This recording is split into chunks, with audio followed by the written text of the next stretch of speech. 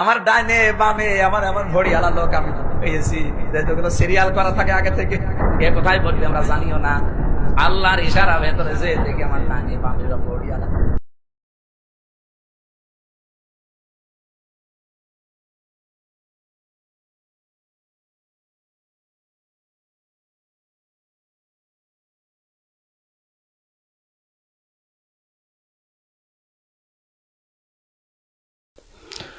মুফতি আমির হামজা আসলে বাতিলের একটা আতঙ্ক, যার দৃষ্টান্ত আমরা ইতিপূর্বে অনেক দেখেছি। তিনি সংসদে বক্তব্য দিয়েছেন এবং তার বক্তব্য মাধুর্যপূর্ণ, এবং সংসদে তার বক্তব্যটার মূল দাবি ছিল তার নিজ এলাকার উন্নতি। যাই হোক, ওয়াজ মাহফিলে তিনি বক্তব্য দেওয়া চলাকালীন সময়ে তার বক্তব্যটাকে সংসদের কিছু চিত্র তিনি তুলে ধরেছেন, এবং সে সময় রুমিন ফারহানাকে নাকি তিনি পেট মোটা বলেছেন, আর কার কি কোন অবস্থা এগুলো নাকি সে উত্থাপন করেছে। তার কিছু কথাগুলো কাটিং করে আর মুফতি আমির হামজার বিরুদ্ধে লাগাতার শুরু হয়েছে অনলাইনে ব্যাপক আকারে সমালোচনা এবং টল। এমনকি মুফতি গিয়াসউদ্দিন পর্যন্ত, গিয়াসউদ্দিন তাহিরি সুন্নি এক বক্তা, সেও মুফতি আমির হামজার বিরুদ্ধে কটাক্ষ করে বলেছে যে যদি আমির হামজা এরকম কথা বলে থাকে যে রুমিন ফারহানার পেট মোটা, অমুকের লাইলুদি বের করে সংসদে আমার সামনে আমার ডানে পায়ে বসা ছিল, এই ভাষা যেহেতু মুফতি আমির হামজা ব্যবহার করেছে তাকে 100 কোটি টাকা জরিমানা করে শোকজ করে সংসদ থেকে বের করে দিতে হবে। এটা হলো গিয়াসউদ্দিন তাহিরির বক্তব্য। আমির হামজা হে গেছে সংসদে যায় ক রুমিন ফারহানা পারে, ওই যে আমাদের সরাইলেন, সে বলতেছে দুই মহিলা আমার দুই পাশে বইছে, একবারে বুড়ি অত, এইটা কি ভাষা? এটা কি ভাষা? তার মিনিমাম 100 কোটি টাকা জরিমানা করে শোকজ করা দরকার ছিল। আসলে মুফতি আমির হামজা কি বলেছে এটা আমরা পরিপূর্ণ ভিডিও দেখেছি। ভিডিও দেখে যা বুঝতে পেরেছি, তিনি অশালীন কথা বা নোংরা কথা এ জাতীয় কোনো কথা তিনি ওভাবে বলেননি। মানে কথা হলো এরকম যে এক জায়গায় বলতেছে যে মেয়েদের আচার আচরণটা হলো বুকে কাপড় নেই, পেট মোটা, লাইলুদি বের করে চলতেছে। এখন তারপরে তিনি ধরেন এখানকার এই বক্তব্যটা আপনি নিলেন, এখন পরের বক্তব্য হলো যে সংসদে আমি সেখানে উপস্থিত হয়েছিলাম, সংসদে আমি দেখেছি। এখন ওই বক্তব্যটা এই বক্তব্যের সাথে মিল করে লাগাই দিলেন, এমনকি বললেন যে আমার পাশে ডানে বামে রুমিন ফারহানা ছিল, অমুক ছিল তমুক ছিল, তাদের কথাগুলো আপনি যোগ করে দিলেন, মাঝখানে কথাগুলো আউট করে দিয়ে এবার শব্দটা কীরকম হলো? শব্দটা হলো এরকম যে আমি সংসদে ঢুকে দেখেছি আমার ডানে বায়ে যারা বসা ছিল লাইলুদি বের করে পেট মোটা অবস্থা বসেছিল। আস্তাগফিরুল্লাহিল আযীম। মুফতি আমির হামজা এরকম অশালীন ভাষা ব্যবহার করে তিনি বক্তব্য দেন নাই, আর তার উপরে মিথ্যা তহমত চাপায় দিয়ে মূলত তার সম্মানহানি করার চেষ্টা করতেছে। কিন্তু আমরা যতটুকু জানি, সম্মানিত ব্যক্তির সম্মান কখনো হানি করা যায় না। তাকে সমসাময়িকের জন্য হেনস্থা করলেও সেটা পরবর্তীতে এই সম্মানিত ব্যক্তিকে আল্লাহ পাক আরও সম্মান দিয়ে দেন। মুফতি আমির হামজা আমরা লক্ষ্য করে দেখতেছি তার উপরে যে সমস্ত তহমতগুলো চাপায় দেওয়া হচ্ছিল বারবার, কোনো তহমতই কিন্তু পারফেক্ট হচ্ছে না বা কাজীও হচ্ছে না।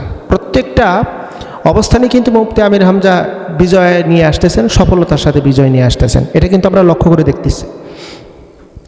মূল বিষয় হলো যারা হক পথে আছে, যারা হকের উপরে দ্বন্দ্বমান আছে, তাদের উপরেই কিন্তু আমরা পর্যায়ক্রমে দেখতে পাচ্ছি যে এই পালাক্রমে তাদের উপরেই নির্যাতন, তাদের উপরেই মিথ্যা তহমত, তাদের উপরেই নানান রকমের মিথ্যা অপবাদ দেওয়া হয়। এটা আজকের নতুন নয়, এটা যুগে যুগেই হয়ে আসতেছে। আল্লামা সাঈদীকে কি তহমত দেওয়া হয়নি? আল্লামা সাঈদীকে তহমত দেওয়া হয়েছে, অসংখ্য ওলামায়ে কেরামদেরকে তহমত দেওয়া হয়েছে। আমরা এই কথা বিশ্বাস করি যে যত তহমত দিক না কেন, যিনি ন্যায়ের পথে আছে, হকের পথে আছে, সত্যের পথে অটুট আছে, ওই ব্যক্তির সম্মান কখনো নষ্ট হয় না, বরং তার সম্মান আরও বৃদ্ধি হয়।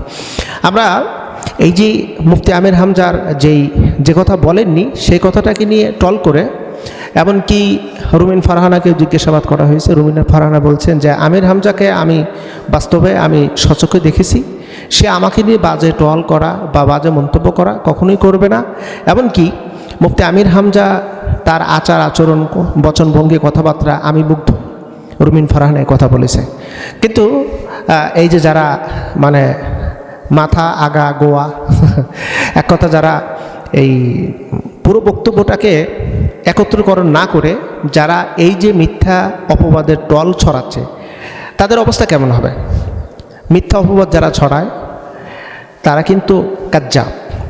আর এই কাজ্জাবদের ব্যাপারে রাসূলুল্লাহর পরিষ্কার কথা আছে যে তোমরা কাজ্জাব থেকে দূরে থাকো। কাজ্জাব যারা তারা তোমরা দূরে থাকো। এবার আসেন, এই যে মুফতি গিয়াসউদ্দিন তাহিরি, সে যে তার টেজে শত শত হাজার হাজার মানুষের সামনে মুফতি আমির হামজার বিরুদ্ধে যে মিথ্যা তহমত দিল, এই মিথ্যা তহমত দিয়ে সে কতটুকু উপকৃত হলো?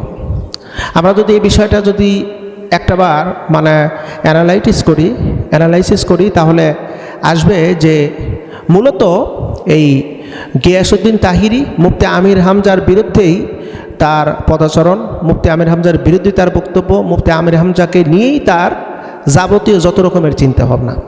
আসলে আজকে আমরা নতুন দেখতেছি না, মুফতি আমির হামজার বিরুদ্ধে এই গিয়াসউদ্দিন তাহিরি কিন্তু দীর্ঘদিন ধরে কিন্তু তার পিছু লেগে আছে। একটার পর একটা না একটা ইস্যু নিয়ে এই গিয়াসউদ্দিন তাহিরি কিন্তু মুফতি আমির হামজার বিরুদ্ধে কথা বলেছে।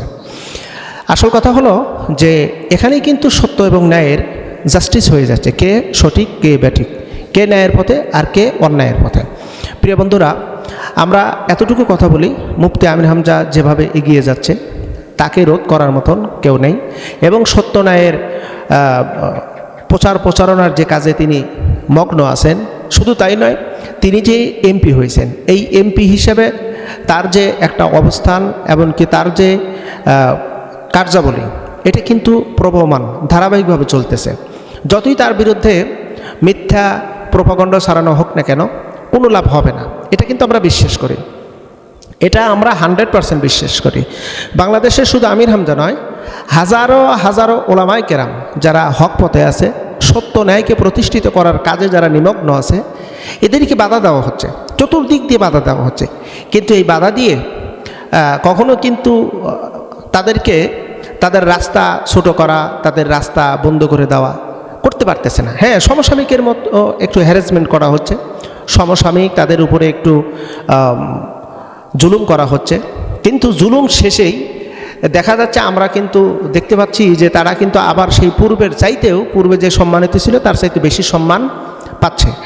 প্রিয় বন্ধুরা, আমরা একথা পরিষ্কারভাবে বলে দিতে পারি, যারা ন্যায় পথে আছে বাধা আসবেই, তবে এই বাধায় তারা বিচলিত নয়, তারা মনক্ষুণ্ণ নয়, বরং তাদের এই বাধাকে উপেক্ষা করে তারা কিন্তু সামনের দিকে অগ্রসর।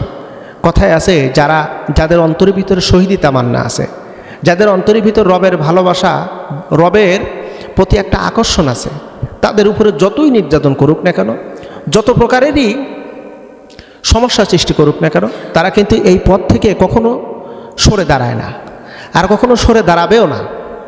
যারা সত্য ন্যায়ের প্রতীক, তারা কখনো সত্যের পথ থেকে এক বিন্দু পরিমাণ সরে দাঁড়াবে না। এটাই হলো তাদের আসল পরিচয়। মুফতি আমির হামজা অবশ্যই স্যালুট পাওয়ার যোগ্য, তিনি যে উদ্যোগ নিয়েছেন। তবে আমরা আশাবাদী, তিনি ওয়াজ মাহফিলে প্রাসঙ্গিক বিষয়ে যখনই কথা বলতে চাইবেন, অবশ্যই যেন গবেষণা করে এবং মাধুর্যপূর্ণ কথা বলে জাতিকে যেন উপকৃত করে। এটাই হলো আমাদের চাওয়া, এটাই হলো আমাদের কামনা।